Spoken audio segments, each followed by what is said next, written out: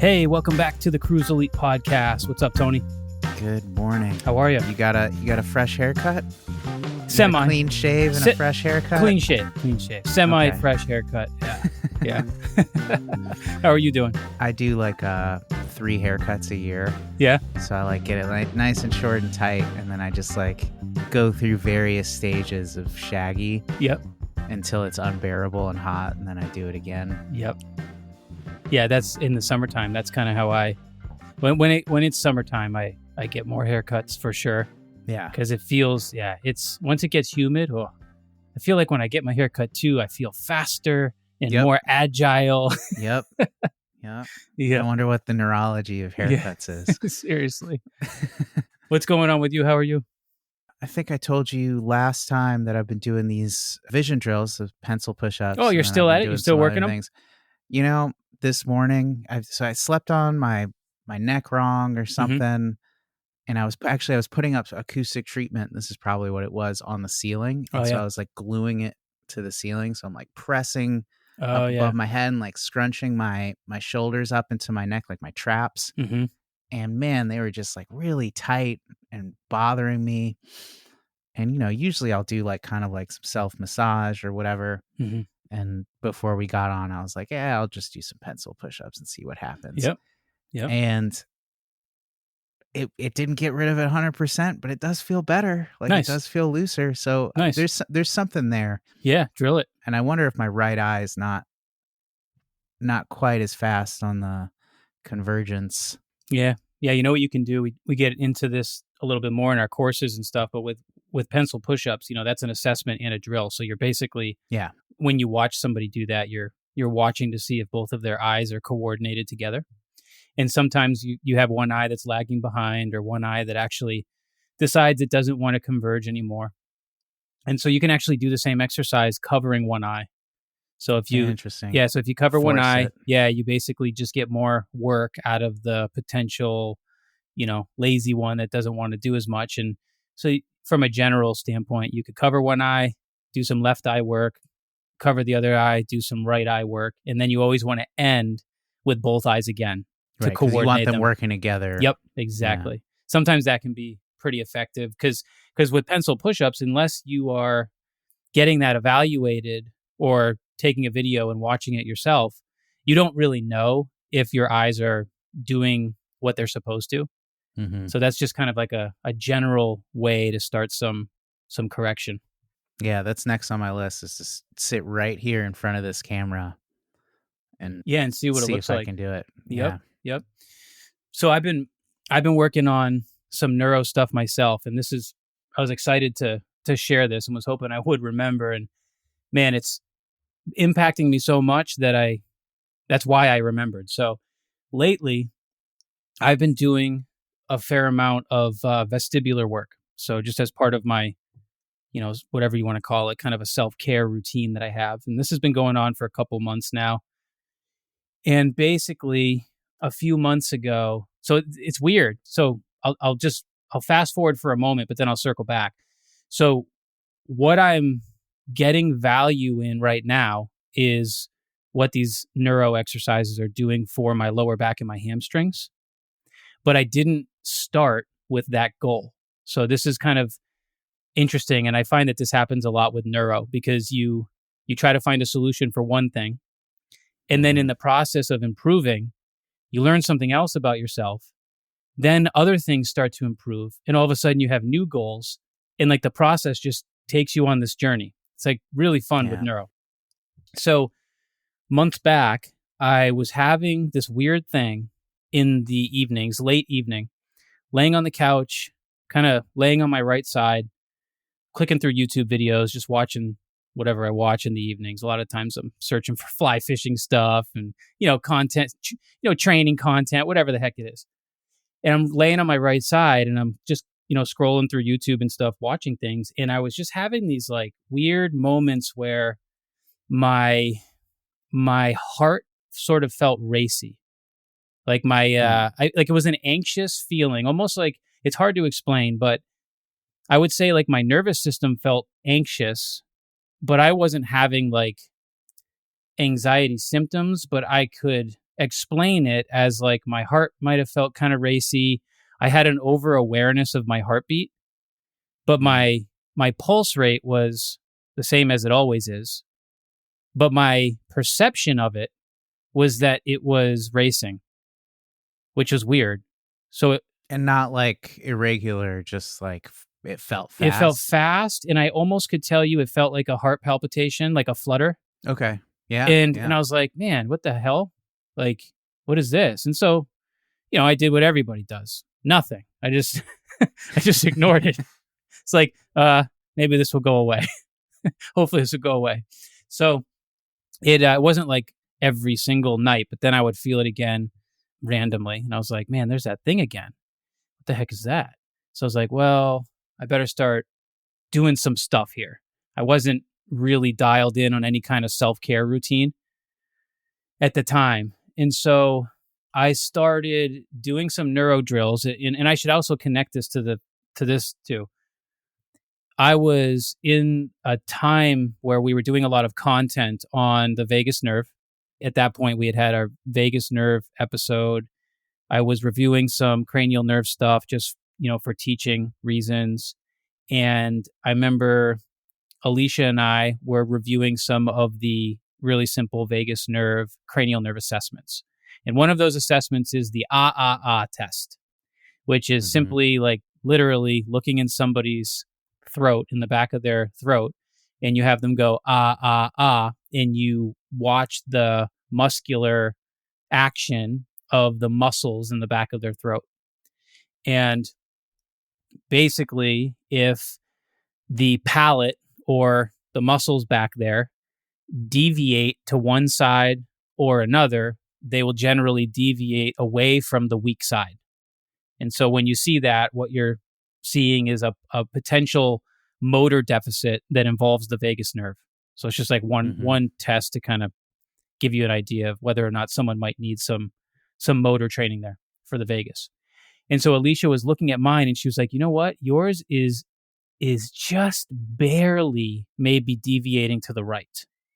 And I was like, huh. And I had this done, years before, had it looked at and stuff just through having Alicia look at it, and we're learning. And I remember being at courses and getting this assessed, and there was no issue there. So I had a little bit of, I mean, I'm talking a little, but it mattered to me because I was having those symptoms that I described when I was laying on the couch. And a lot of that, it's autonomic related, right? I felt the raciness, the heart stuff. And so I can't ignore the vagus nerve. And now my wife's saying, hey, by the way, I see a small motor deficit here. So I was like, I better take action on this, because it's those little things like when we do neuro type assessments, we're mining for gold, and trying to pick up on this stuff before it can become a significant problem later on. Yeah. So I started adding in pretty intense gargling into my self-care routine. So basically every evening, once my daughter has gone to bed, I come in the other room, I turn on my red light, I set my timer for about 20 minutes on my phone. And for about 20 minutes, I do whatever I do to work on whatever I'm working on. And right now it's all centered around like the vagus nerve. So I'm gargling and I'm doing a lot of intense gargling, and it's starting to help me, right? So I think 4 days into this practice, I'm laying on the couch on YouTube and I'm feeling an improvement already. So I'm like, okay, interesting. So I'm going to keep going with this. And it was mostly centered around gargling. Things kept improving. So I didn't mention this, but during that time, I also had like an achy low back. And, it's just like, how it is. The aches come and go. It's just, did I work out real hard? Am I not recovering as well? Like whatever. But mine was kind of building up, right? So I didn't like that. Yeah. I didn't like that. It was kind of building up and staying more consistent. So I started noticing the gargling practice helping my lower back feel better. So I'm like, okay, I'm going to stay with this because now I'm getting several different improvements here. So, fast forward multiple weeks into this practice, all that stuff I was experiencing on the couch is probably almost completely gone. and my lower back's feeling really good. So I'm like, well, okay, what else can I do neuro-wise to start to maybe add to this? Mm-hmm. So I started exploring some vestibular drills that are directly related to autonomic function. So with neuro, you can look at different systems that might have relation to something else. So with the vagus nerve, the vestibular system happens to be one of those. So I started doing a lot of what we call otolith style vestibular drills, particularly the ones that involve a lot of bouncing and up and down motion. And then some other drills that we would call utricular drills with, head tilting. And I was doing it very specifically so that I was targeting my left side, because my left hamstring historically has been very tight and has a lot of neural tension. Mm-hmm. Okay. And so through years of, whatever, I've had a lot of pelvic injuries over the years, tight left hamstring, sciatic symptoms, all these things. And so my left hammy's always been talking to me. And it was getting tighter, and it had a lot of neural tension. And I couldn't get that neural tension to really fully calm down. So like when I would do a forward bend, Mm-hmm. I wouldn't feel restricted in terms of like my muscles. I would feel restricted in terms of neural tension that felt like if I went further, something bad was going to happen. Like it felt like overstretching the sciatic nerve. Mm-hmm. Not good. So here I am doing all these vestibular drills, connecting it to the gargling and getting this practice going. And once I added the vestibular work to this, things started like really improving. So I went from my forward bend being like really lousy and having a lot of neural tension to basically being able to do a forward bend with my palms on the floor, my knees locked out. I could generate like force in that position. Like if I wanted to like bounce in the position and like drive my palms into the floor, I could. And it's really been amazing. And I've tried lots of stuff over the years to help that neural tension, but I could create a result, but it didn't always stick. And anytime I got tight from other things, it would feel like it was preventing me. Yeah. So the weirdest thing about this experience is it's as if my brain is reorganizing its perception of neural tension. Because what I do is I do the gargling connected to the vestibular drills. And with many of those drills, I'm doing the gargling at the same time. So I'm stacking it together. And then I retest my hamstrings and I see, okay, how am I responding from this drill? And this is how I found my high payoff drills. When I responded good to those drills, meaning I had more range of motion, I immediately went and then used it. Yeah. So I immediately started doing some movement that required my hamstrings to, stretch. And it's just been super cool process because all of a sudden I'm now able to bend over, put my palms on the floor, which I haven't been able to do with this level of ease in a very long time. And none of it came from anything else. It came from doing something that seemed pretty much unrelated, but wasn't. Right. With this you combination. Didn't do like a stretch or... Yeah, exactly. It's been really wild. So I've been hammering this stuff for 2 months and getting these great results. The health stuff is where it started. Right. And then that resolved. And then I continued on the path because now I'm finding that it was connected to my low back and my hamstrings. And now I'm just doing it because I want to see how far I can take it. And the other day we're out in the backyard, my daughter and I have the mini balance beam, the folding balance beam set up for her in the grass. Cool. And she's practicing her gymnastics and just, we're making stuff up and just, almost like gymnastics / obstacle course kind of play. Parkour. Yeah. And I had my phone set up and I was videoing her doing some of these moves that she has. And she was kind of trying to do a cartwheel. And I was like, you know what? I'm going to try this cartwheel. And I walk up to the balance beam and I go, boom. And I stick a cartwheel on the balance beam on my first try. I actually saw this. You did? Like video. Yeah. Yeah. On my first try. And, my 4-year-old daughter's like cheering and stuff. And I'm like, let's go. And it made no sense to me because I hadn't practiced it. Yeah. Like I can do a cartwheel and I've always been able to, but I've never really tried it on a balance beam. Yeah. If I have, it's been about 15 years. And I had no business sticking this thing on the first try, and I did. And I was like, wait a minute, why is this happening? And I was like, oh yeah, every single night I train my vestibular system. My alignment's been better. My low back feels better. My hamstring feels better. And I'm really getting now like a performance benefit from that. So it's been cool. Man, I have lots of little questions. Yeah.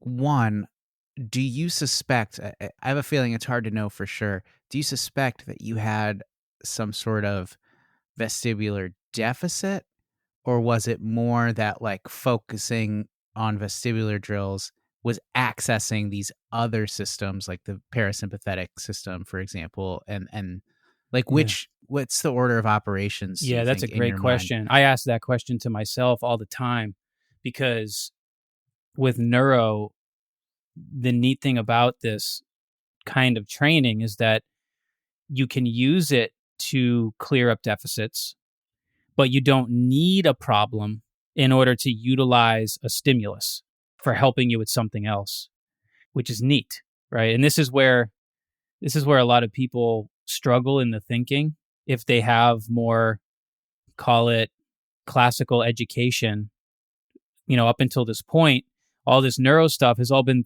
things that have been done in a clinic. If you happen to have a significant enough problem that somebody thinks they can do something about it. But now we're taking this information and we're saying, well, guess what? You don't even need to have a problem because we can harness the power of these different applied drills that we're creating to do these other things we want to do. Yeah. So for me personally, I am not aware of any significant vestibular deficit for myself. Mm-hmm. When Alicia and I were filming some content months ago, and we were doing some utricular exercises, and I had the option, Alicia was able to watch me do it and look at my eyes. She did tell me like one little thing looked a little funky. It was like a little nitpicky thing when I was doing a utricular style drill, which basically required me to shift my head laterally. Mm-hmm. But it wasn't significant, right? So pretty okay there. But she did tell me about the potential motor deficit for cranial nerve 10, right? So that would be a deficit. It's a small one, but it was there, Mm-hmm. right? And then, of course, I had some symptoms, right? So, sometimes the symptoms don't even present with a deficit, right? And so, for me, it's hard to know. But I'm not aware of any significant vestibular issue. I think I've been reasonably good there. Yeah. So a lot of it for me, I think, was, just kind of harnessing the power of some high payoff drills, but also kind of attacking things through my history and symptoms, Right. because I was clearly having some autonomic challenges, right? There was something about those early symptoms that I had that was all the more reason to start trying some of the vestibular work that was more related to autonomic function. Yeah, that makes sense. Yeah. Specifically about gargling. Yeah. I've tried gargling a few times since we've started working together, and one thing I'm unclear on is like, if you're gargling for 30 seconds, like when do you breathe? Yep. Or Yes. do you just hold your breath the whole time? And so technically you're holding your breath. Well, you're exhaling technically, right? As you're gargling. Right, sure. And so, somebody might gargle for 10 seconds or maybe upwards of 20, 25 seconds. And by the time you get to 25 seconds, the average person is going to start feeling air hungry. That's where I got to. And I was like, this is all right. This is an unexpected aspect of this. Yeah. And that's actually part of it for me. A lot of times I have clients gargle to the point of air hunger. That's actually quite useful for increasing CO2.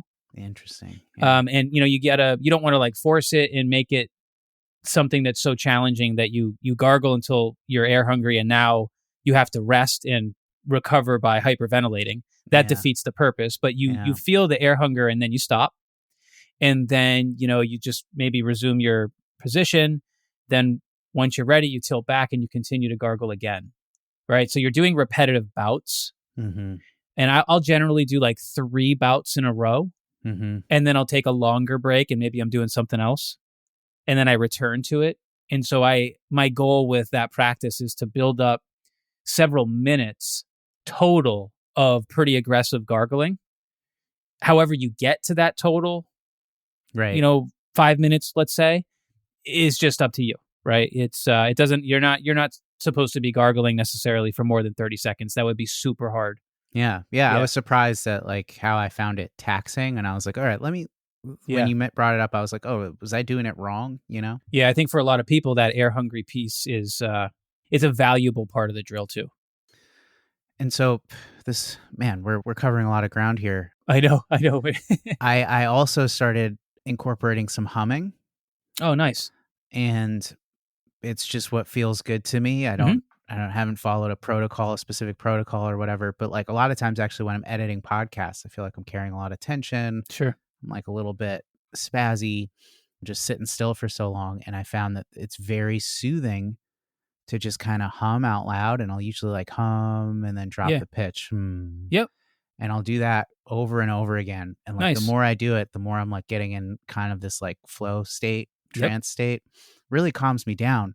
But when you're talking about gargling, I actually think part of it isn't just the vibration, which, that's like the parasympathetic activation there in the throat, but also the exhalation. Yeah. I think that I'm exhaling more fully. Yes. By holding that sustained hum and breathing out. And so there's some cool diaphragm stuff happening. Definitely. And anyways, I find it very soothing. That's cool. And as you're talking about this stuff, I'm like, I've got a high payoff vision drill. Yep. And I've got this humming that I enjoy and feels good. Maybe there's an opportunity to stack some things. Put them together. And see if we can, make some dynamite. Yeah, exactly. And that's just a really good general kind of way to stack. Yeah. Take your high payoffs, put them together, see what happens. You don't even need to know anything special. But yeah, humming while you do pencil pushups, totally valid idea. I've done that a million different, times and ways, and that's cool. And that exhalation you're talking about, that is also contributing to the more parasympathetic nature of the drill.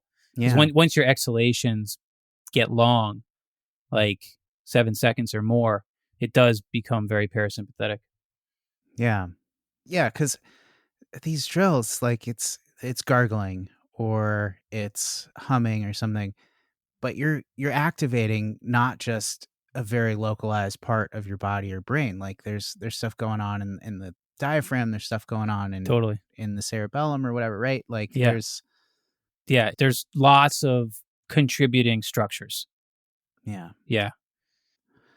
Fascinating. Well, I'm super glad that you found something that's working for you. Yeah, I'm going to keep going with it because, man, my hamstrings all of a sudden feel like they used to feel when I was, wrestling and stuff, right? And like, man, I'm going to keep rolling with this. When we got on the podcast, I was like, you get a good haircut? Like you're clean shaven? It's like, you've got this youthful glow about you. Yeah, man. Maybe maybe it's that. I mean, what's crazy about that? I won't go too much further into this story, but what's wild about that? When I was like taking my own history, thinking about like why did my hamstrings go from like supple to like, I was the guy that was practically doing splits on the wrestling mat like naturally with no training. I was just wrestling, and my training was good even back then. It was pretty solid, but I didn't have like any specific training based around being that mobile. So, if anything, you were like heavy lifting and powerlifting. I was doing more of that. Conducive to stiffness, right? Yeah, it can be. It's definitely. I didn't have a mobility practice, other than wrestling, right? But taking my own history, like when did this really start to happen? Like when did the health of my hamstrings start to decrease?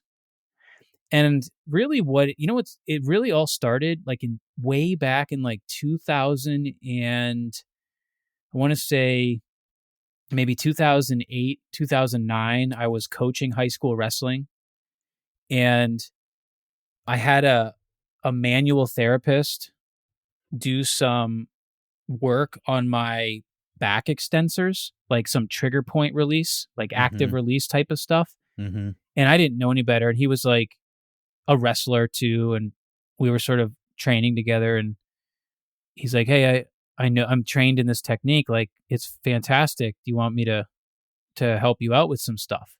And I was like, "All right, well, what would you help me out with?" And I didn't even know. And he's like, "Well, I'll just do this." And he proceeded to do this like insanely intense active release stuff on me from basically the base of my skull all the way down to my sacrum, where he was like digging his elbow in and having me do like a little bit of movement and just actively releasing what he would call trigger points all the way down my back. And this was a excruciating thing. Like, I mean, and I didn't know any better. Like, I was the wrestler. And so I was like trying to get through it because I thought, oh, well, if it hurts, it must be doing something. Let me just be good at being able to handle the pain. Right. And so I let him do this whole thing, and it absolutely destroyed me. And that's when my hamstrings really started. That's when they started bilaterally. I started feeling hamstring tightness and a lot of neural tension way back then. Oof. And that was, and that I felt a negative response from that for several years, which is kind of crazy to think about. Yeah. Yeah. Yeah. I've heard of that going the other way for some people, where like they get that super intense trigger point, and then they squat a PR and their legs feel better than ever. And but yeah, in your case, it was very threatening. It sounds like. Plus the person working on me was like weekend certification kind of manual therapist, and was excited to like have a guinea pig, and I was the guinea pig. Yeah, man, it's just wild though, how that could happen. Interesting. Yeah, I think it was Dan John. Have you read any of his stuff? A little bit, yeah. Over the years, yeah. Love his writing, but he talks a lot about his training journal and how he's like, I can pinpoint exactly when I've been injured just by looking at my training journal. Oh, wow.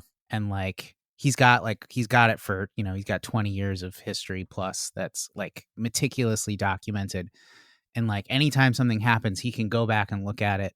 And so he's like, yeah, now at this point, I can just look at, if I review my last couple months of training, I can be like, yep, I need to slow this part down. I need to like transition this, because he's really looking at the data of his history. And like, I thought that was fascinating. That is fascinating. Well, dude, I mean, listen to this. So this is years ago. I've talked about it on the podcast before when I actually injured my back, or I call it a sciatic nerve injury. It was probably a disc thing, something like that. Really intense recovery. Challenged me for sure. This was like, I want to say 7 years ago. And I was, the week before I got injured, I was teaching it was a group we're doing, I was teaching online to a group of people. I was teaching them the importance of cerebellar testing the cerebellum to understand what your response is to your strength training, and to use that to kind of help design your strength training, because unilateral movements might give you a different cerebellar response than bilateral movements. Sure. Or one movement might be a little bit more complex and it might stimulate you, and the other one is a little bit boring to the cerebellum. And so we were kind of like, it was a learning opportunity there. And I'm going through these cerebellar tests and I'm demonstrating on myself. And my cerebellar tests were the worst they'd ever been. And generally, I know exactly what my cerebellar tests are going to show me. But all of a sudden, I was having like mixed cerebellar assessments, and I had like more stuff on my right side, and that was very uncommon for me. I actually, at that point, had never had that. And I kind of was like confused, but I just was like, whatever. And then like 5 days later, I was working out with a group of friends. We were doing it's funny because it was not a very intense exercise in terms of like loading, because I was doing a body weight squat, but we were incorporating a lot of hand-eye coordination with a tennis ball. And I dropped into a really fast squat, like bottoming it out, which is fine for me, always has been my whole life. And at the same time was catching a tennis ball, and I felt a click. And then the next thing you know, I can't get up. Oof. And I was like thinking back on all that, and I'm like, wow, like my neuro assessments were warning me. Yeah. And I just didn't really interpret them that way, but I should have, because I also had some building tension in my body.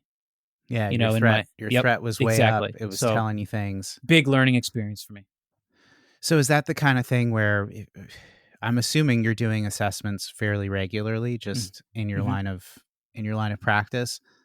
Is that the kind of thing where you're like, I'm going to dial this down? Like If I'm assessing Definitely. poorly today. Let Yeah. me. Yeah. Finally, at 42 years old, and finally doing enough of this stuff, if I were to notice that my cerebellar assessments were like funky and weird, and they weren't, they were showing me something that I hadn't really seen, then I would absolutely ask myself other questions and potentially dial it down.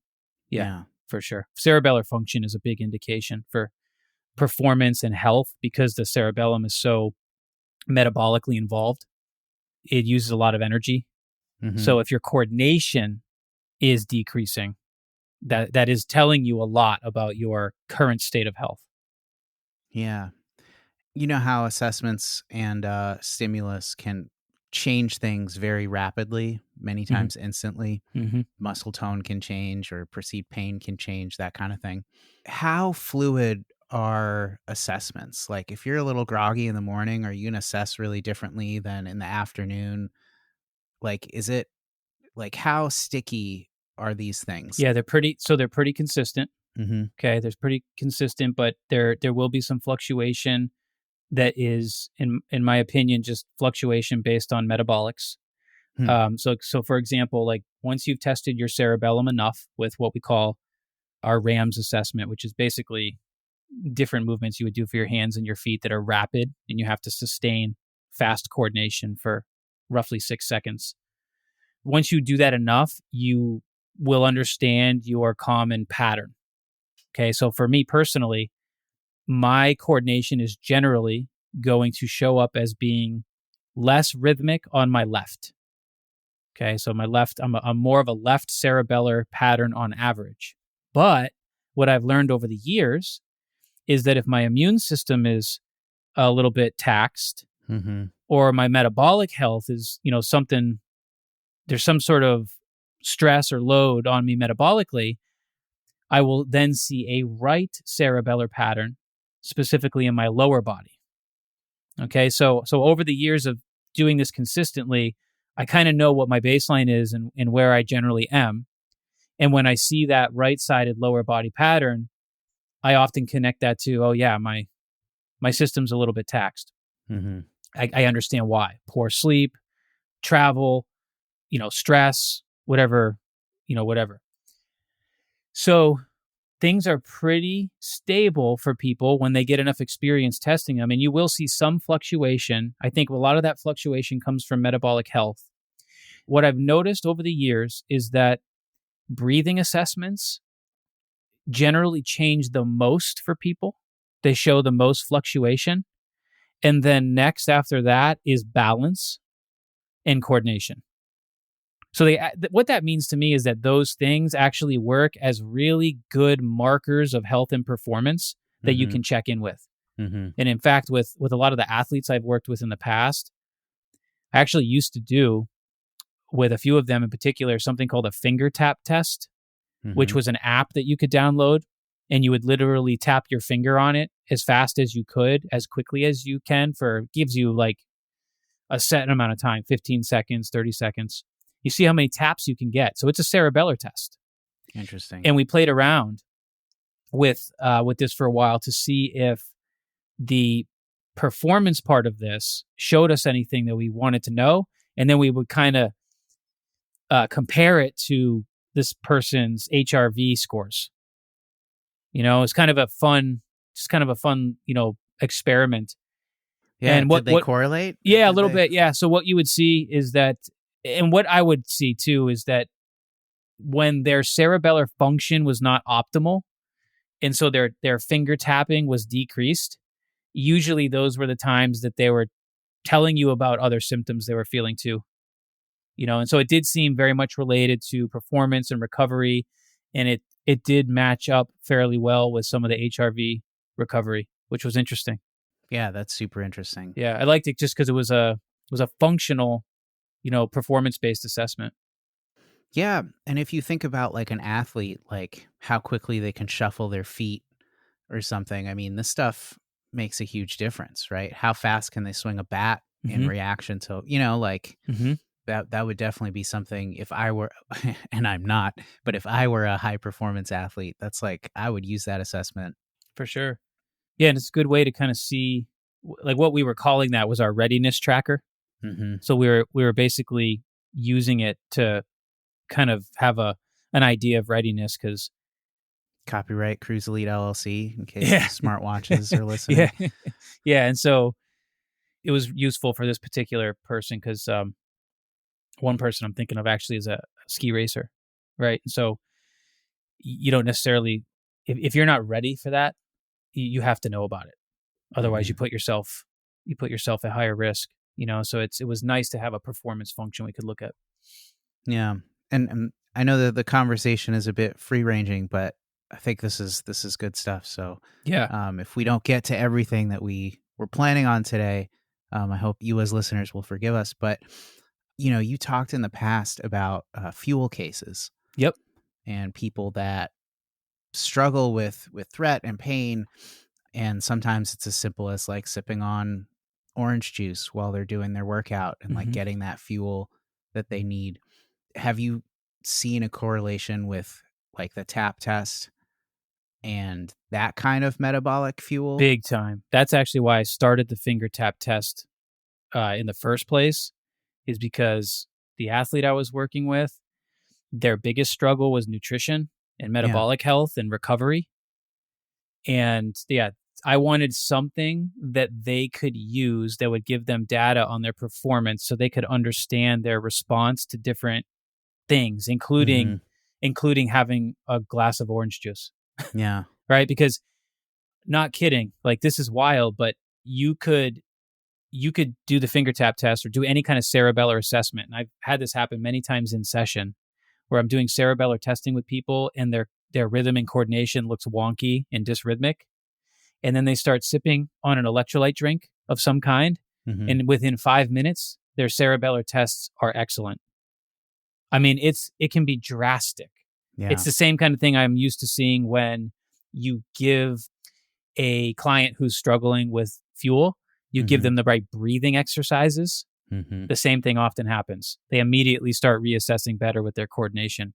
And so I'm always looking for those things because when a person's dealing with fuel issues, you have to get really strategic in supporting them and making sure that you give them the right dose of training, but you don't overdose them, and that you're always giving them the fuel support, whether that's coming from nutrition or breathing exercises or whatever, because it can be tricky, especially if you're trying to deal with pain issues.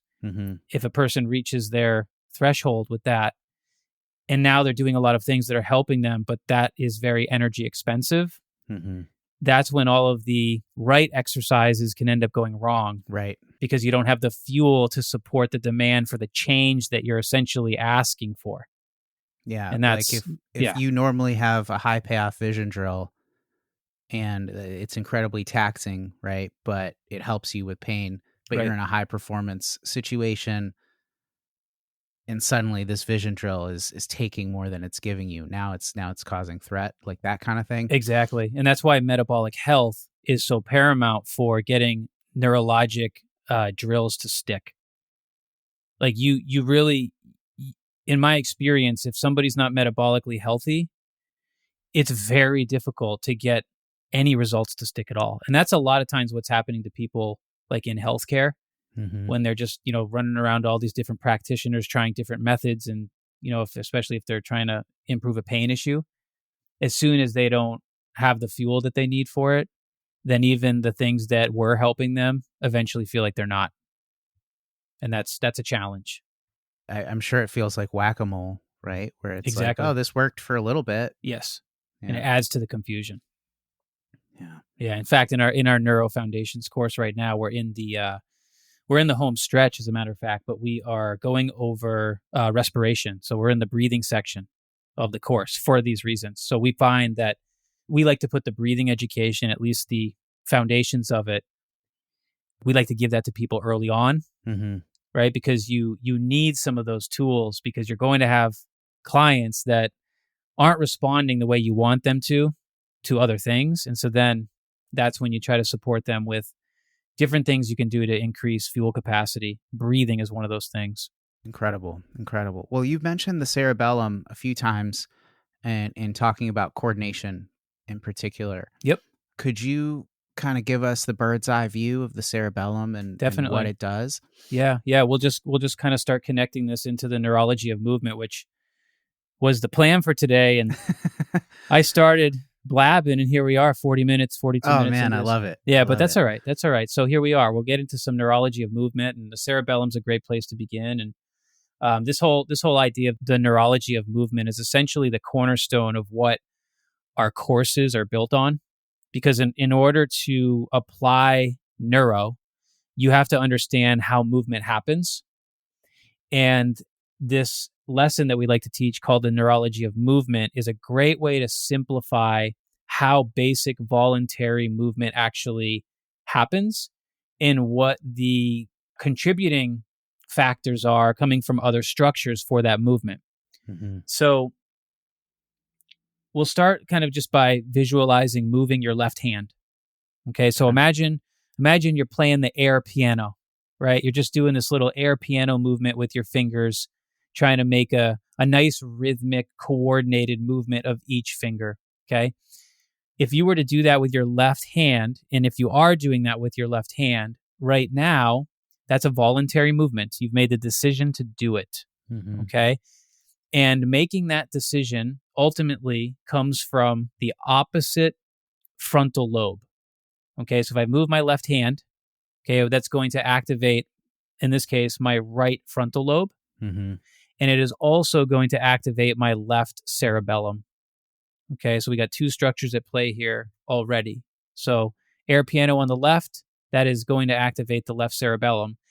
And so the frontal lobe is involved in making the decision to create that movement and creating a movement plan for that movement and sending that movement plan to, in this case, the left cerebellum. So there's a lot of crosstalk, a lot of back and forth talk about that voluntary movement. Mm-hmm. But the cerebellum, its job is to help us coordinate those kinds of complex movements that require that type of rhythm and coordination. And one of the ways that we like to view the cerebellum and its jobs is for error detection and error correction. So if you make a movement mistake, right, it's the cerebellum's job to identify that mistake, but then correct it. So this is like the musician's part of the brain. Like musicians rely heavily on cerebellar coordination. Big time. The cerebellum is going to be involved in all movement.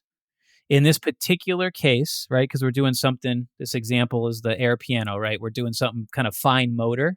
Mm-hmm. That's going to be related to more to a specific division of the cerebellum. It has several divisions. We've got what's called the lateral cerebellum. We have what we refer to as the midline cerebellum and also the intermediate cerebellum. And so it's broken up into these divisions, and those divisions kind of help us understand the parts of the body that are more related to that part of the cerebellum. So, for example, if you do any movements with your hand, right, or your hands or your feet, okay, that's going to be more of a lateral cerebellar activity. Okay, and this all stuff we go over in our courses because we have different cerebellar assessments, right, that use different body parts. And so you want to know these divisions because if you see a coordination deficit, let's say in the hand or the wrist, that's going to at least trigger you to ask the question, oh, I wonder if this is a lateral cerebellar type of issue. Yeah. And that will then inform your next decisions right, about how you might structure your training and what else you might do to try to improve that.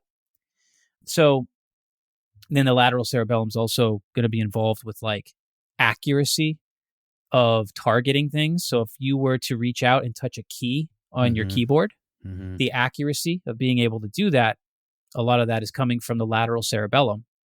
And when we assess it, what we're doing is giving people targets to essentially touch. And if you notice a little bit of like what is called a tremor, like a terminal tremor, which means your finger just kind of hesitates and has a hard time creating a very direct movement path and then accurately touching the target. It just looks like a little bit of a wobble Yeah. When you see that, that's a deficit, right? That's showing you that the lateral cerebellum might need some love and some training.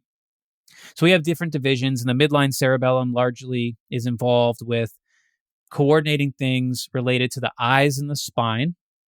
Okay, so a lot of midline control. And then the intermediate is going to be movements that are, and there's some overlap here, but movements that are generally made from like the shoulder, elbow region, also like the hip and the knee region, right? So when you know this, it's cool because you can test these different body areas, and if you see coordination deficits, you go, oh, okay, I think maybe we're seeing primarily a midline issue or primarily an intermediate issue.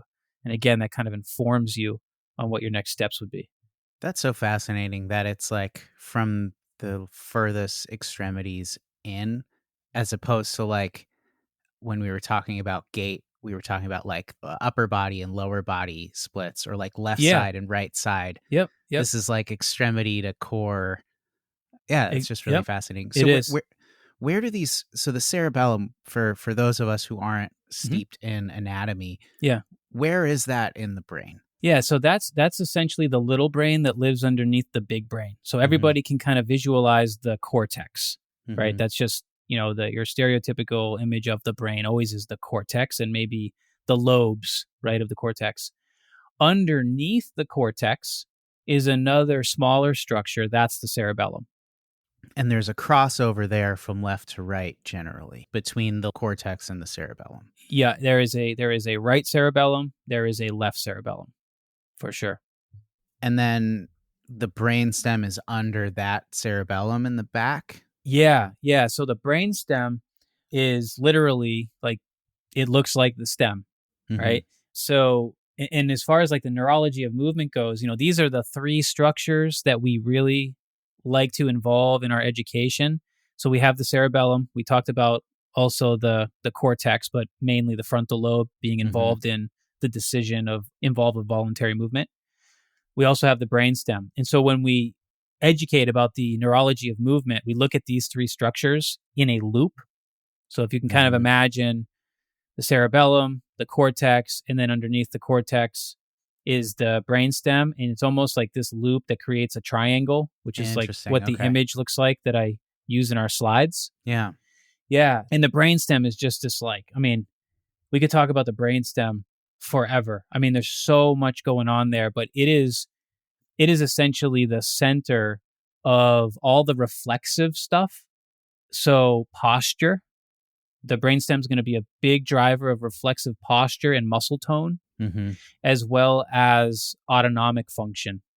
So all the things that we do that we don't need to think about, like breathing, right? Like maintaining posture, the muscle tone that we have to do that, and also reflexive stabilization. And this is the big important one for our health and movement professionals, because so often we are helping people to improve what is a reflexive stabilization problem. So let me come back to this neurology of movement loop, right? So that people can understand this. We go back to the cerebellum. We do our little left-handed air piano. Okay, so we're making that movement, and that's activating our left cerebellum, which is also activating now our right frontal lobe. And if the right frontal lobe is doing its job properly, it's going to fire down and act on the brainstem. And there's both a right and a left side of the brainstem. So when we create a voluntary movement, like that left hand motion, and we activate the opposite cortex, roughly, these are just numbers for learning's sake. It depends on what you read and who you talk to, but somewhere in the ballpark of 80 to 90% of that cortical outflow that is happening after being activated by creating a voluntary movement is dedicated to the reflexive stabilization that has to happen during the movement. So let's say we reach out and grab a cup of water with our left hand and we lift that cup of water up. We kind of take this for granted because we don't need to think about it, but you need appropriate reflexive stabilization so that when you pick up that cup of water, it doesn't pull you over. And it sounds silly, because it's not heavy. But if you didn't have reflexive stabilization for that task, you wouldn't be able to do it. You wouldn't be able to do it well. Right. It's not just your hands and everything. It's the rear delt and your back and totally. I mean, your whole body is countering that tiny bit of force. Totally. Right? I'm sure you could measure muscle activity everywhere, right? Just from lifting that cup of water. Mm-hmm. So when we lift that cup of water, we're activating the left cerebellum, okay? And maybe we're going to bring that cup of water to our mouth to take a sip, right? And we have to have the accuracy to do that. So the movement path has to be a good one. So the cerebellum is going to be largely involved in helping us to coordinate that and maybe picking up any errors, detecting those errors, and hopefully correcting them. Meanwhile, the opposite cortex is firing down into, in this case, with this example, would be the right PMRF, which is how we abbreviate the brainstem, which is pontomedullary reticular formation. It's that fancy one we love to say. And that's where all the reflexive stability comes from. Okay, so this is why it's so important to know this, because fixing reflexive things is just an unbelievably big help when you're dealing with pain issues and stability issues and posture issues. So this all comes from our brainstem. At least a lot of it does. So in this neurology of movement triangle, you make a decision to do something. It starts up in the cortex, the frontal lobes. It's activating your coordination in the cerebellum, right? Mm-hmm. Or it's going to the cerebellum to get coordinated and to happen. But then simultaneously, it has to go to the brainstem. Exactly. And that's the reflexive part of that coordination and voluntary movement. Definitely. And there's other reflexive things happening there too, like the autonomic functions. We take this for granted too, and this is really never part of the conversation, but it's an important one with movement, is that you need proper autonomic support to do whatever that it is that you want to do. So you don't necessarily think about the time spent walking to the bar before you deadlift, right? Or the time spent in between repetitions where you have to have the proper autonomic support in order to actually even do the thing that you want to do. Mm-hmm. But your brainstem is helping to manage your autonomics and make sure that your blood pressure is doing what it needs to do as you change levels. All right. And so there's a lot of autonomic adjustments that take place with movement. And when those things, like if the brainstem is not doing its job optimally and those things are just suffering, it can create a lot of pain issues, a lot of movement issues. Mm-hmm. In fact, people with autonomic issues often say, the more I move, the worse I feel. That's kind of a history intake thing that I'm always listening for. Yeah. And that's a big indication that there might be some brainstem level stuff going on. So yeah, all the reflexive stuff, a lot of it is coming from the PMRF. Now, and I don't know how much this matters, but when you're imagining these paths between these three sections of the brain, mm-hmm. when you make a voluntary decision to move, for example, is it swerving around through the cerebellum and then from the cerebellum to the brainstem? Or is it like simultaneously, is the cortex simultaneously activating the brainstem and the cerebellum? And are they simultaneously talking to each other? Like, I don't know that it makes a difference in practice, but I'm curious if you have any insight on that. If it's serial or simultaneous, I guess is the way I think according to us, it's basically simultaneous. Yeah. This stuff is happening so fast. I don't have any direct information on that, on those speeds. Yeah. But it's interesting. It's very interesting because I'm sure that there's something out there that could kind of shed some light on those speeds. But for me, it's not, at least for that, it's not super important. Yeah, it's all happening on a time scale such that they're all talking to each other fast enough that you wouldn't be able to distinguish. Yep. Interesting. Okay. Yeah, tell us more. I know that we've covered the brainstem a good deal in the past Mm-hmm. in the different sections. You were talking about the 3 parts of the cerebellum. Yeah. What about the cortex? Yeah. So the cortex is a heavy one. So because there's several lobes and the cortex is involved in so much. And man, it's hard to keep track of all of it because there's so many brain areas involved in all the things that we do, all the different kinds of movement. But generally speaking, when you look at the lobes, and this is simplified and it's mainly for educational purposes, but when you look at the lobes, what you learn is that you've got the frontal lobe, right, that is mainly involved in voluntary movement, like we discussed, but also executive functions. Yeah, isn't this where like rational thought happens? Yeah. Totally. Yeah. Decision making, right? That kind of thing. Also, a big one for the frontal lobe is inhibition. So, inhibition of impulsive types of behavior, right? Yeah. So, from like an athletic perspective, right? When we are, in a competitive, live situation, we need to understand where to direct our attention. And if we direct our attention to the wrong places, that would be distracting and it might cost us, might cause us to create mistakes, right? So a simple example is like if you are on the playing field, there's a lot of moving parts to that are trying to distract you from where you should be looking. You need to have some level of inhibition so that you don't look at those other moving parts. Otherwise, you're going to lose focus on what matters. So that's just kind of like an athletic example of what inhibition is. It's your ability to kind of not get sucked into putting your attention somewhere else by accident because it makes you make a mistake. Does your daughter play soccer by any chance?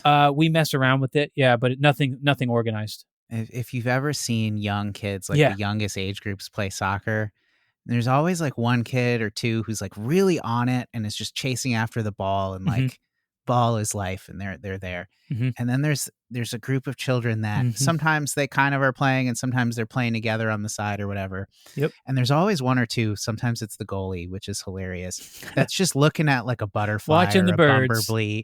And just everyone's yelling like, no, like stop the ball. Yep. So, maybe that inhibition. Totally. Yeah. And that's where focus and attention comes from the frontal lobe. Yeah. Right. And this is something I think about a lot, just watching our daughter, grow up and stuff and her frontal lobe developing and what she, the level of focus she's able to put into something before getting distracted. Right. Yeah. So those are all frontal lobe skills for sure.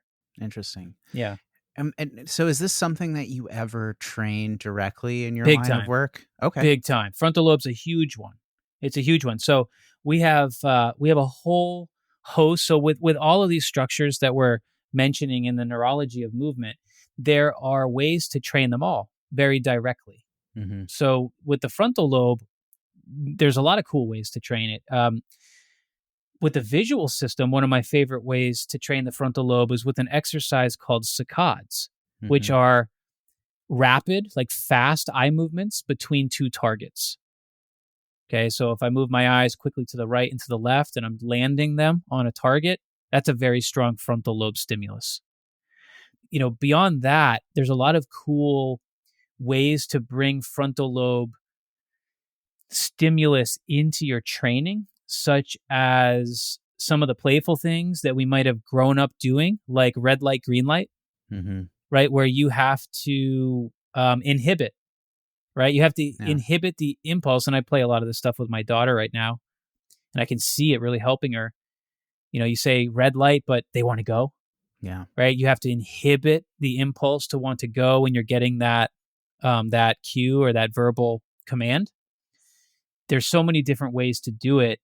I love bringing those types of things into the training because it's super powerful for the frontal lobe. And thinking about just the framework that you just outlined with the triangle, you have a green light and a red light.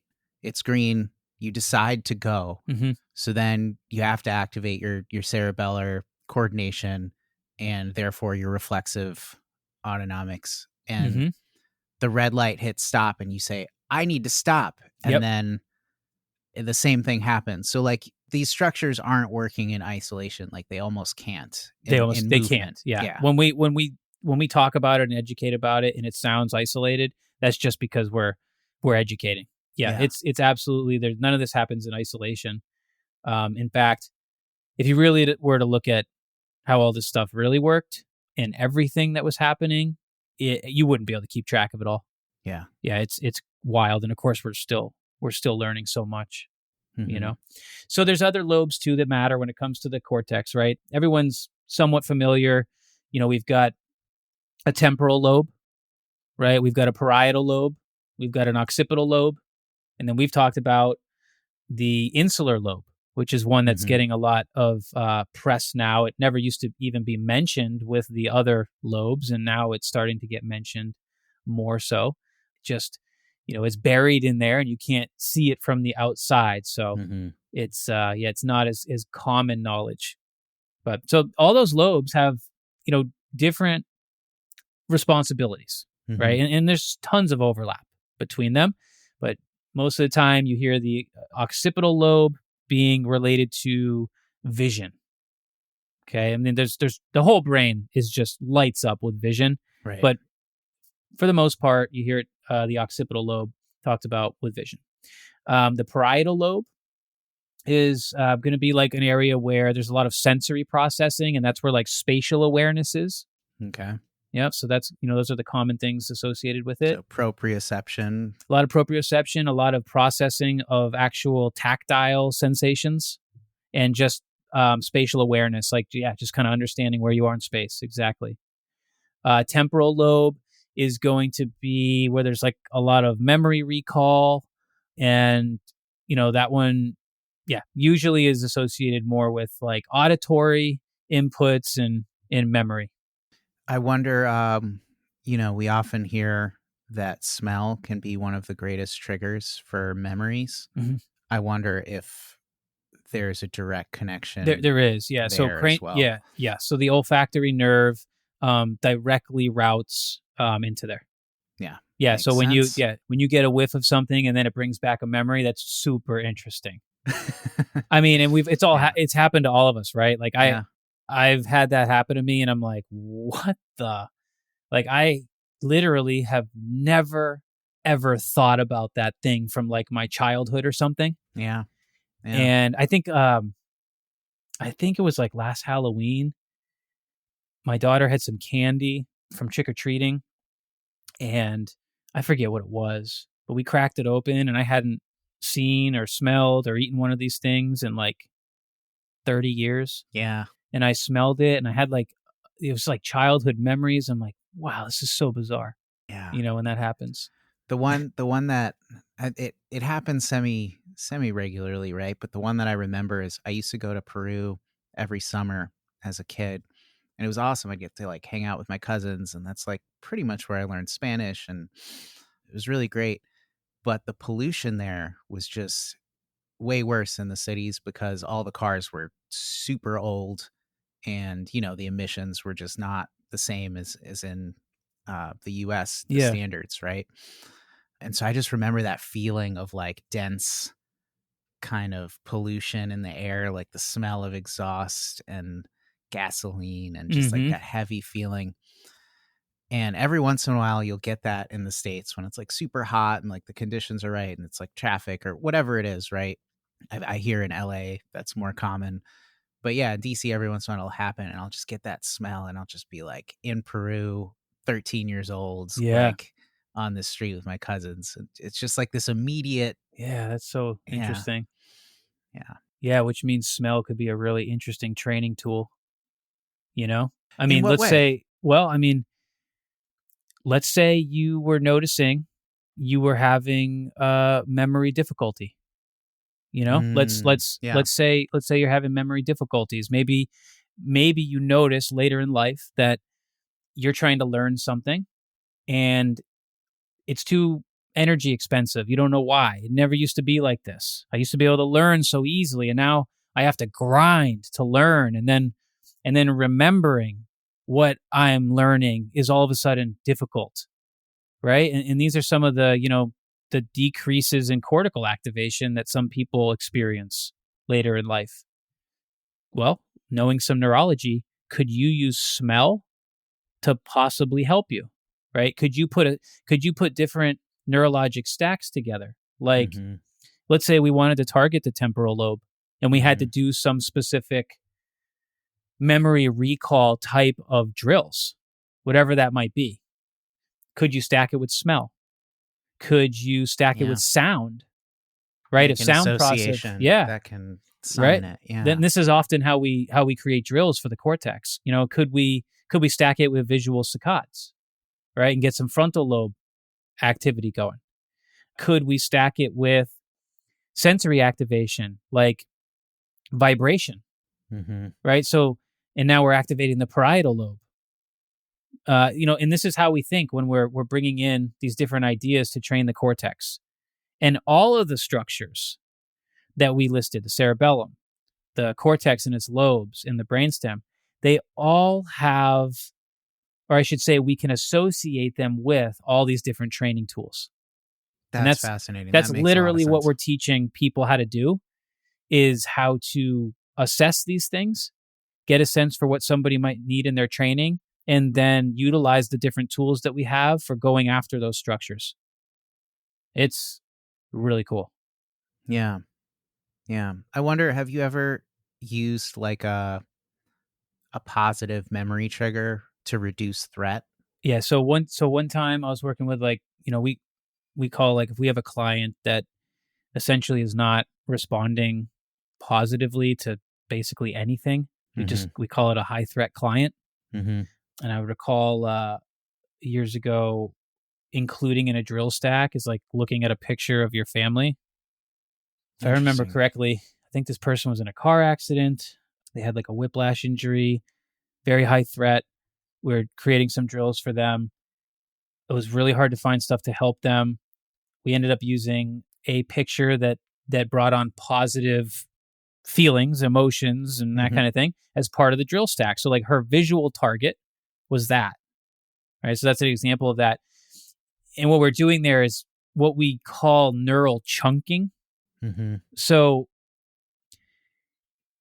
a lot of times when people they're kind of stuck, right? They're stuck in a pain issue. Maybe even there's like emotions tied into it. There could have been a traumatic experience, that kind of a thing. A lot of times what we have to do, or at least kind of put on our neural chunking hat as we think about this, is like, how can we create a stimulus that is positive and makes the brain and nervous system feel safe, but also weakens what we would call like a signature, which is basically just like neuronal connections that are associated with maybe chronic pain or a traumatic experience or something like that. How can we weaken those connections, right, with the proper training, right, with the intention of like dismantling it at some point, like weakening it to the point where, we're now getting the movement output that we want, less pain, hopefully no pain, and maybe being less triggered from memories of a traumatic experience, that kind of a thing. Mm-hmm. We look at that as neural chunking. And so that's when you can kind of get creative and maybe bring in something that's positive. So in this situation, like, you're looking at an external cue, so that's already taking you out of that like interoceptive mindset. Mm-hmm. And then it's also activating the visual system. So there could be a possible stimulus there. Mm-hmm. And also now you're also putting on top of that this positive association. Yes. That maybe is activating this temporal lobe and could be doing good things there. Yeah, exactly. Yeah, and so that is absolutely at play.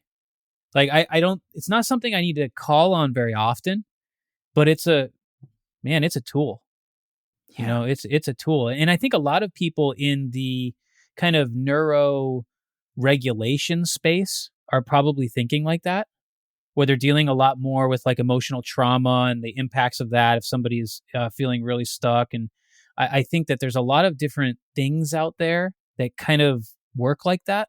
I know there's actually like vision therapies, like specific vision therapies based on essentially doing that, right, to help people get through those types of things and hopefully dismantle those signatures. Yeah, fascinating. So we've got the occipital lobe, the parietal lobe, we've got the frontal lobe, Yep. the temporal we got the lobe, temporal, yep. and then the last one's the insular Insular lobe. one, and that's at some point we'll have to do a whole episode on the insula. It's a really Nice. fascinating one. That's the home of interoception, right? And so, we have that whole episode we did on the vagus nerve, and that's very relevant here because the vagus nerve is talking to the insula. But yeah, that's the home of interoception, right? And that's where we get our sense for understanding all the homeostatic processes that go on in our body internally, right? Some of the ones that we're aware of are like, some of the sensations we might get with digesting food, right? Your stomach growling, right? Maybe even your stomach hurting from eating the wrong thing. Understanding your breathing, what that feels like. All of those things, all those internal things are related to interoception, but also your sense of self and even your emotional grounding is largely coming from that area. Yeah, it's a really fascinating one. That makes sense that they're so connected. When you were talking about your heart palpitations. Yeah. That's happening there. Yep. Or when someone has anxiety, that's causing their heart rate to go up and their stomach to feel queasy. And, those are very insular type sensations. Yeah, and the insula itself, it's a very wild brain area. It's like a kind of an information hub where there's like so many different kinds of input coming into it. A lot of auditory input, visual input, vestibular input. And in fact, the vestibular inputs are a way to really go after the insula too. So there's a pretty close connection there. And that was part of my thinking originally when I was like, what could I connect to these gargling drills? Because I'm already doing vagus nerve work. Right. How can I drive a stronger stimulus? And so then I started adding the vestibular stuff, and that can be a very useful insular stimulus too. So we've already sort of identified stimuli for several of these areas just in conversation. Are there any like go-to tools that you would like to mention in terms of targeting specific brain areas and getting them activated? Yeah. So we'll just kind of start with the lowest hanging fruit, which is really the cerebellum. And that's what we teach right away in our foundations course is how to assess the cerebellum and then how to train it. There's lots of ways to train it, but obviously the easiest one, the most accessible one is movement. So I'll kind of just give a brief kind of description here of how somebody can test their cerebellum. The way you would do this is you would take one hand, a bladed hand, so like fingertips together and palm up, and you would just hold it out in front of you with your elbow bent. And then you take your other hand, bladed, fingertips together, and you would put it palm down. Okay. And what you're going to do very quickly, as fast as you can, is you're going to move your top hand and you're going to hit your knuckles and then your palm. Knuckles, palm, knuckles, palm, knuckles, palm. So what you're essentially doing is flipping your hand over and you're making that rotation from the elbow. That's what we call a rapid alternated pronation supination. Okay. And so you do that as quickly as you can for about 6 seconds. And you don't want to look at the body part that's moving. You just want to look straight ahead. And then you're going to do the same thing on the other side. So you might do this on the right side, then you switch, you do this on the left side. You move your left hand like that as fast as you can for 6 seconds. And you make a comparison and you try to identify, did one side feel less coordinated than the other? Did it feel like you were losing rhythm? Did it feel like there was more effort involved or maybe fatigue in the working muscles? If you feel those things, those are usually associated with a cerebellar deficit of some kind. You just have less coordination there. You might even feel you have less accuracy, right? You might be kind of all over the place rather than being accurate, hitting your palm and then your knuckles. You're kind of like searching around the other hand and not being super consistent with the targeting. That would also be an indication of a possible cerebellar thing going on.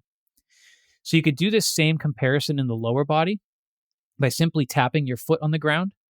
So if you stagger your stance just a little bit, and with your forward foot, you keep your heel grounded, but as quickly as you can, you tap your toes and your midfoot on the ground.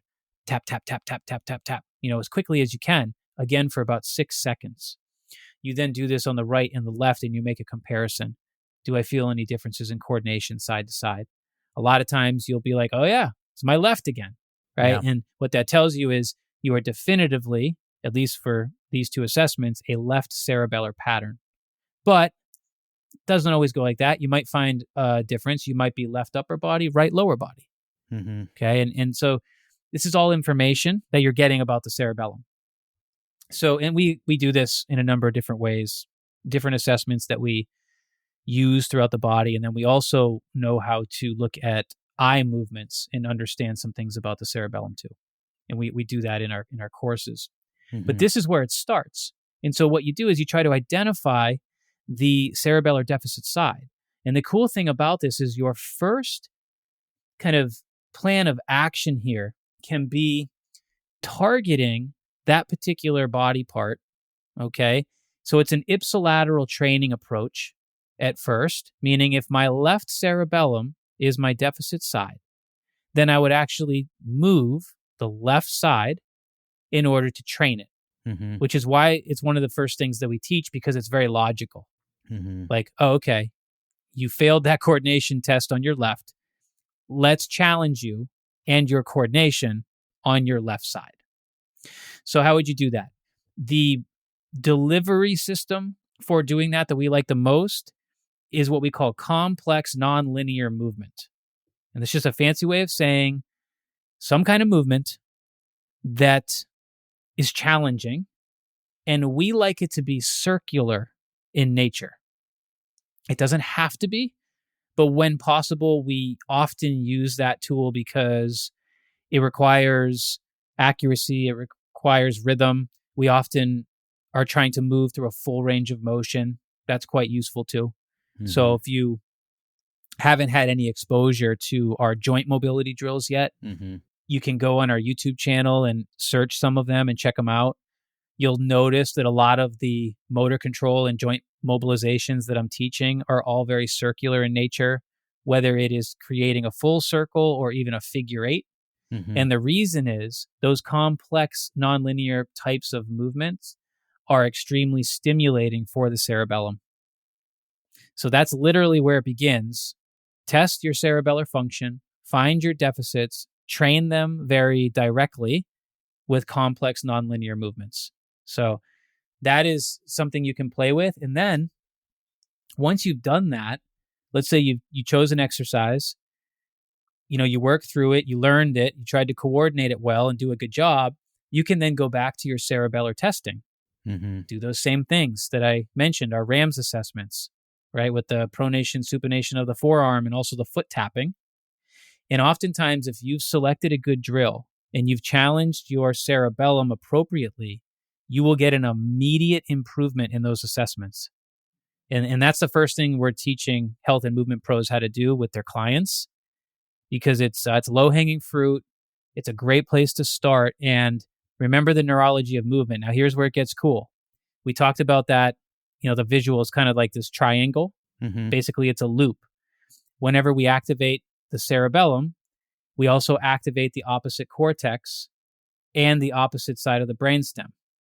All of a sudden, movement becomes a tool for not only targeting the cerebellum, but perhaps targeting the cortex, mm-hmm. or perhaps targeting the PMRF, mm-hmm. the brainstem. But the opposite PMRF. But the opposite. So that means this is where it gets funky for people's thinking, because logically speaking, let's say you have a left cerebellar deficit, okay, but you're describing a lot of right-sided pain issues, mm-hmm.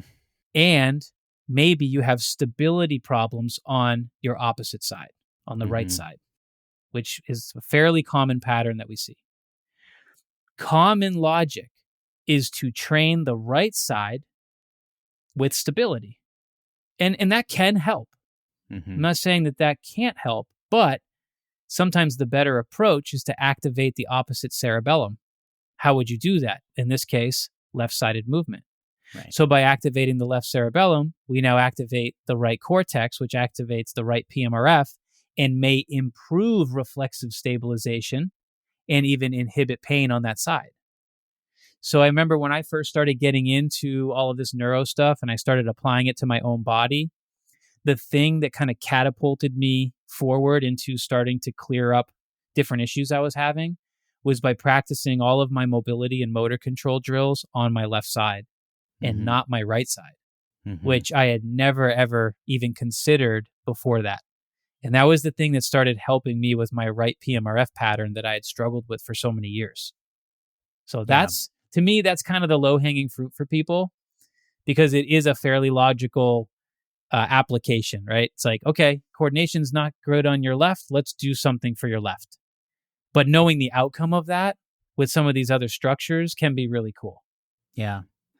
And for anybody who's new to the podcast, our last episode was about gait assessment, and we talk about cerebellar patterns and PMRF patterns and whatnot. So that's definitely great background to this conversation because we talked about these issues. One thing that, and maybe I even mentioned this last episode, but to me, this helps describe the heuristic of opposing joint theory. Exactly. In a way that now I can see how those dots are connected, because it's like, why would moving the opposite joint on the other side of the body do anything for the pain in the joint on this side? It's like, well, if you know the anatomy, bingo, you're getting this, Tony. You're getting this. That's exactly. I think that this whole loop for voluntary movement, I think that's very much involved in opposing joint theory. Yeah, because you're activating the opposite PMRF. Yeah. And there's often a lot of pain inhibition that can come with that. I did an opposing joint drill the other day on Instagram. It was funny. It was pretty good for people. I based it around tennis elbow. Yeah. And so, it was like a stacked drill. So it involved like tensioning the radial nerve on the side that's hurting. But then I stacked in some opposing joint movement with the opposite knee. It looks totally bizarre doing both these things at the same time, but it was pretty good for people, and it was neat. That the opposing joint stuff is wild. When that works, man, it works good. Yeah. What else did you want to make sure you covered on this one? I think the big takeaway for people listening to this is to understand that this is the foundation, right? This is what you need to know in order to start applying this stuff, because understanding the structure and what it helps us to do is really critical for trying to solve movement and pain issues. And then beyond that, understanding what tools can be used to target these structures. And the goal is always really to improve this loop, right? To improve quality of movement and maybe to inhibit pain if we're working on pain issues, or maybe to improve reflexive stabilization or muscle tone. Maybe it's to help people with better decision making, right? Thinking about the cortex. Maybe we're structuring training to help people feel more emotionally grounded, right? And we're going after the insula. Okay. Maybe we're basing it on the cerebellum, right? And we're trying to clean up coordination issues. Maybe we're structuring neuro drills to help somebody lower their blood pressure because they're having an issue on one side of the brainstem, because it's largely involved in, kind of calibrating the autonomic function and blood pressure. So the big takeaway is that it's really cool to know about these structures and to understand what tool sets you can use to go after them, because then you can literally use creativity and your assessments to understand how to essentially go after any goal that you want. If you think back to my original story when we started this podcast, I started that little self-care practice based on a health concern. And then through that result, as I started getting good results, it started morphing into, oh, well, it's helping me with this. Let me set some new goals. Let me bring in some new pieces of this puzzle. And now this is helping me with my low back, and wow, now it's helping me with my stubborn hamstring issue. And it's just fun when it works that way. And you can really follow your experience and your assessments, and it will lead you, it'll take you on a really cool journey that will have a lot of benefits in several ways. Yeah. Yeah. And we talked about this. I think we had an episode on the low hanging fruit. Like, what are some things you could do if you don't know anything about neuro, but like want to start training in this way? And just like a minor deficit somewhere can result in pain and lack of mobility and maybe an injury and maybe therefore more stress and anxiety, or you know what I mean? Like there's this cascading effect. There's this waterfall effect. And anyone who's been injured knows this. Like, you didn't just injure your knee, like you took a hit to your lifestyle and your ability to function in day-to-day life, right? The opposite is also true. When you made this improvement in your autonomic function, all of a sudden it started opening up all of these cascade effects that were positive. Yes. And we're moving in the other direction. And now I can do cartwheels on a balance beam. Yeah. And now you can do, unexpected stuff too. Yeah. From the couch to the balance beam, Yep. So this is really powerful stuff, and it's fascinating to continue learning about this with you. It is. It's so fun, the whole practice of applied neurology, and one of the most fun things about it is that you're just constantly learning. I'll literally be studying this for the rest of my life. That's to me, that's really exciting. Yeah. There's a lot made about neuroplasticity and how you lose it as you age. And I do wonder if you're definitely taking advantage of it when you're, stimulating all these different pathways and making sure that they're all still firing and good. But just the act of learning itself is probably doing some good work for you too. Oh, I totally agree. Yeah, that's why I think it's so important to have interests. It's so important to have passions, because I think there's a ton of value in continuing to pursue learning of anything. Yeah. No question. Yeah. Well, where can people learn more about applied neurology? Yeah. So right now, I think I would encourage our listeners to remember that you can still get the free replay of my Neuro Masterclass. So you can find the Neuro Masterclass using the link that we'll provide for you in the show notes, and we'll send you the replay. We've been getting some great feedback on that, and that's just a great starting point. What I've been telling people is that watching that masterclass will give you the first kind of experience to understand a basic assessment process. And then you can take that assessment process and kind of go wild with our free content and just have this fun experience where now you're testing different things to see how your brain and body is responding to them. We used to hold off and not teach people this kind of assessment process until they got inside our course. But now we've changed it because we want people to have these experiences before they get to us. So make sure that you check out the free Neuro Masterclass. There's a lot of great education involved in that too, like the threat bucket and some of the other things we need people to know about the brain and nervous system before they go further and get involved with our courses. So I hope you check that out. And you can also go over to the YouTube channel. I've been doing a lot more over there. And yeah, it's getting exciting. I'm just, putting out content ideas based on common themes, and it's wonderful to get your guys' feedback. And we're just going to keep rolling it out. So that's it for today. I hope you guys enjoyed this episode. Thank you all for your support here on the podcast, and we'll be back soon. Peace out.